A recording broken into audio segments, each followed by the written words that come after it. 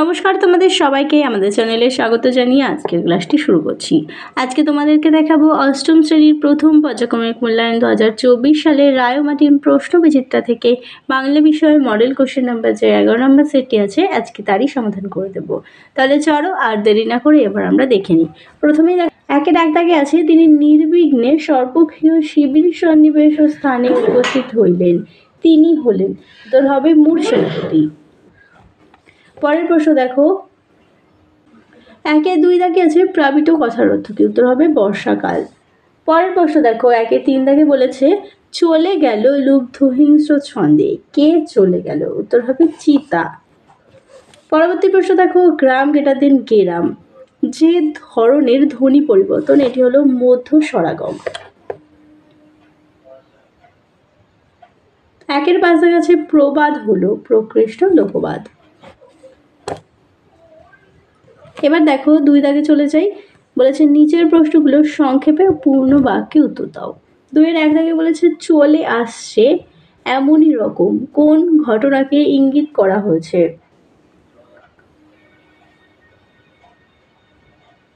উত্তরটি লিখবে যে জীবনে চলার পথে কিছু মানুষ ফাঁকি দেয়, আবার কিছু মানুষ তার ফাঁক পূরণ করে দেয়, আবার কিছু মানুষ সর্বস্ব উজাড় করে দেয়, আবার কিছু মানুষ সিকি পয়সা ধারও দেয় না। মন এটাই বোঝে না সকলের তরে সকলে নয়, একেই ভবের গতিক বলেছেন কবি। এবার দেখো দুই দাগে বলেছে কি আশ্চর্য সেনাপতি, আশ্চর্য বিষয়টি কি? উত্তরটি হবে গ্রিক অধিপতি সেকেন্দার শাহ এশিয়া অতিক্রম করে এসেছেন বিনা বাধায়, অথচ ভারতবর্ষের সম্রাট পুরুর কাছে তিনি বাধা পান। এই ঘটনাকেই আশ্চর্য বলেছেন। দুইয়ের তিন দাগে বলেছে লাফিয়ে উঠে টেনিদা বাগানের দিকে ছুটলো, কেন? উত্তরটি লিখবে যে খিদের জ্বালায় টেনিদার পেট চুচু করতে থাকে, তখন জলপাই গাছের সন্ধান পেয়ে টেনিদা বাগানে ছুটলো। এবার দেখো বলেছে দুইয়ের চার দাগে তোতাই সবুজ জামা চায় কেন?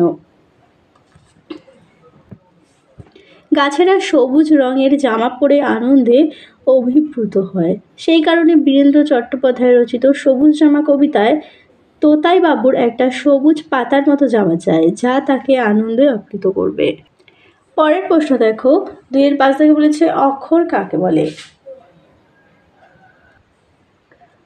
উত্তরটি হলো বাকযন্ত্রের স্বল্পতম প্রয়াসে কোনো শব্দের যতটুকু অংশ একটি ঝোঁকে উচ্চারণ করা হয় তাকে দল বা অক্ষর বলে। দুইয়ের ছয় দাগে বলেছে পিপিলিকার পাখা ওড়ে পরিবার তরে, প্রবাদটি কোন অর্থে ব্যবহৃত হয়? উত্তরটি পতনের পূর্বে মাত্রাধিক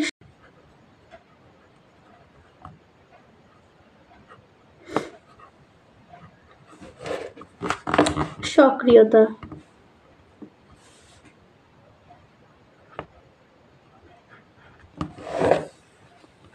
চলো এবার পরের প্রশ্নগুলো দেখে নিই। তিন দাগে বলেছে নিচের প্রশ্নগুলোর উত্তর দাও যে কোনো একটি। আমি তোমাদের তিনের দুই দাগের প্রশ্নটি দেখিয়ে দিই। বাঘের বিক্রম সম মাঘের হিমানি কার লেখা? পাঠ্যাংশে কোন প্রসঙ্গে ব্যবহৃত হয়েছে? চিঠি কথাংশে উল্লেখিত প্রশ্নোক্ত পংক্তিটি ভারতচন্দ্র অন্নদামঙ্গল কাব্য থেকে গৃহীত, আর অন্নদামঙ্গল কাব্যটির অপর যে নামে পাঠ্য সমাজে পরিচিত তা হলো নতুন মঙ্গল। এরপরে দেখো তিনের তিন দাগেরটি দেখিয়ে দিই। বলেছে যাও বীর মুক্ত তুমি।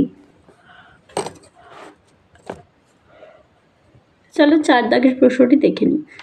এখান থেকেও তোমাদের যে কোনো একটি লিখতে হবে।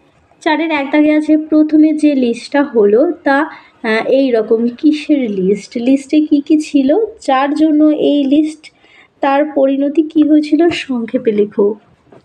প্রথমে দেখো বলেছে কিসের লিস্ট, এটি হবে টেনিদাও তার সঙ্গী সাথীরা যে বনভোজনের উদ্যোগ এ খাবার যে লিস্ট বানিয়েছিল।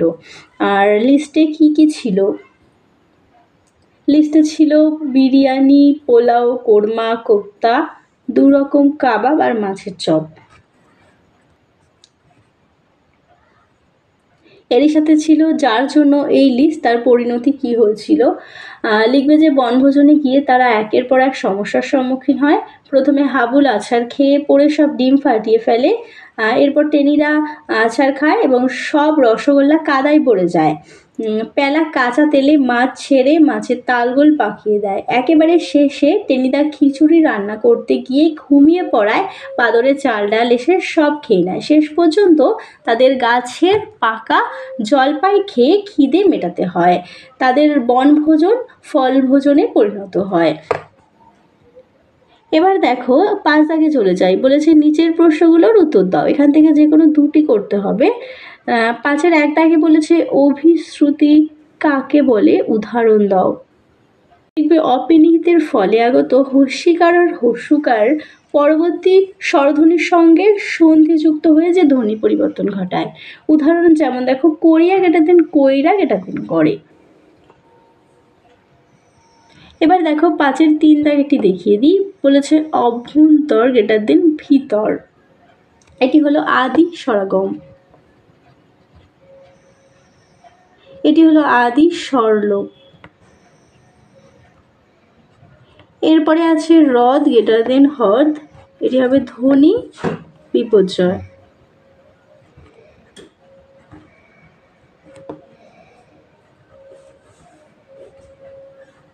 এরপরে আছে বিলাতি গেটার দিন বিলিতি, এটি হবে মধ্যগত স্বরসঙ্গতি, এটি হবে মধ্যগত স্বরসঙ্গতি।